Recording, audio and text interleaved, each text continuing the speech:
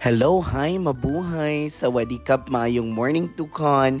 For today's video is nagpe-prepare na ako dahil today is yung araw na pupunta kami ng Sapa, Vietnam. So, nagstay kami dito sa Hanoi ng 2 days at saka sa Sapa naman is 3 days.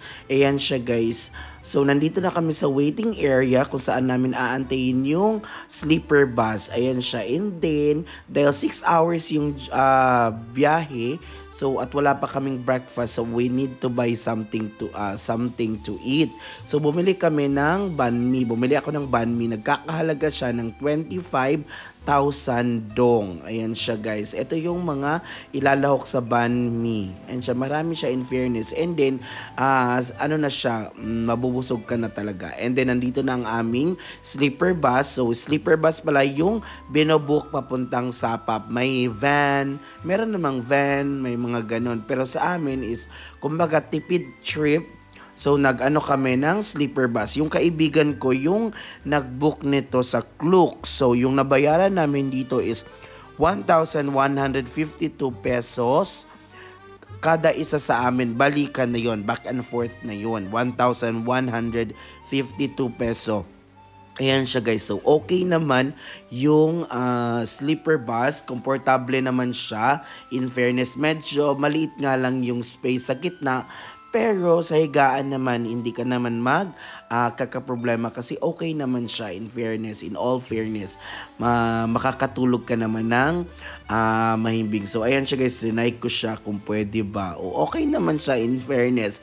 So, pag pupunta kayo ng Sapa, you can choose. Pwedeng mag sleeper bus, pwedeng mag van, pwedeng mag train. Pero sa amin is pinili namin yung sleeper bus bukod sa mura at saka mas feeling ko mas safe siya para sa akin. Sa akin lang ha.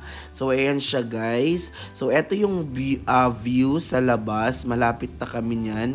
Ayan yung train. Nakikita niyo yung train na nadaan. So ayan siya guys. Ang Sapa guys is nasa northwest region siya ng Vietnam.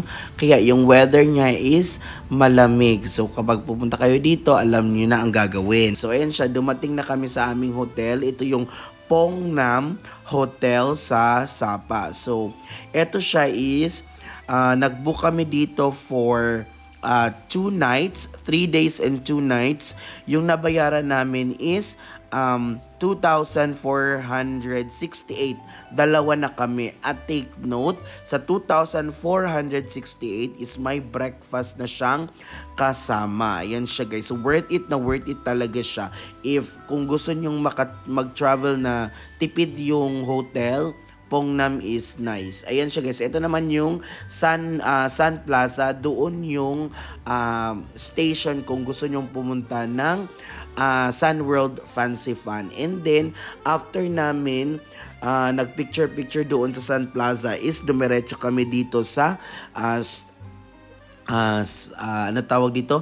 Sapa Stone Church. Ayan siya guys. So, ang Sapa Stone Church is sobrang lapit lang ng Sun Plaza. Akala namin nag-aano kami ng itinerary is malayo siya. Kailangan naming mag-grab. Pero sobrang lapit lang pala niya guys. Sobrang lapit. So, pwede siyang lakarin. Nasa ano lang siya.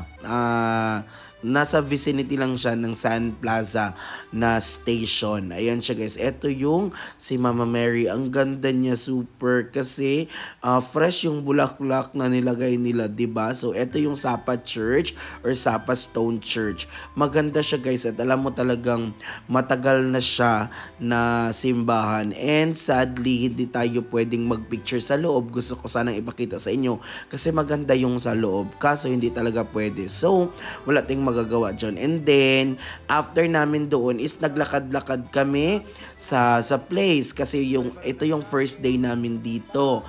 So, ayan siya guys, pumunta kami ngayon sa Sapa Lake. Famous yung Sapa Lake nila dito. Ayan siya. Ito yung kanilang surroundings. Ayan siya guys.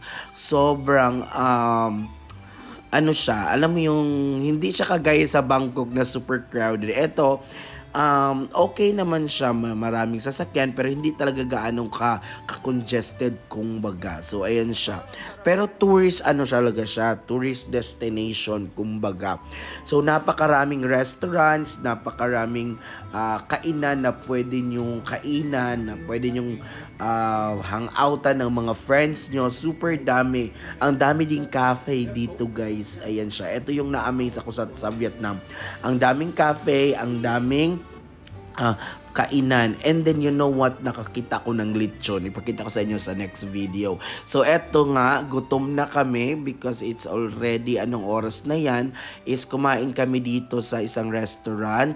Nalimutan ko yung name ng restaurant. Ang in-order namin is yung beef. So nagkakahalaga siya ng 500,000 dong. Ayan siya guys. Hot pot siya guys kasi sobrang lamig dito sa Sapa ngayon. So kailangan yung dala ng makakapal na damit like jacket. Basta makapal siya guys kasi ngayon sa pagpunta namin is malamig siya. Malamig talaga yung weather. Hindi biro yung weather. And then nag-hot pot lang kami kasi gusto naming humigop ng sabaw. Ayan siya guys. Okay naman. Worth it naman yung pagkain la. Worth it naman yung 500,000 na binayad namin. 500,000 dong. Busog na busog kami. Actually, good for 3 or 4 katao na siya yung namin. Sobrang dami talaga. At saka, may pa kami niyan. May nadala sa bahay. Kaso, habang naglalakad-lakad kami kasi sobrang busog namin is parang may mga local na ng food. So, binigay na lang namin dun sa bata na local. Ayun siya guys.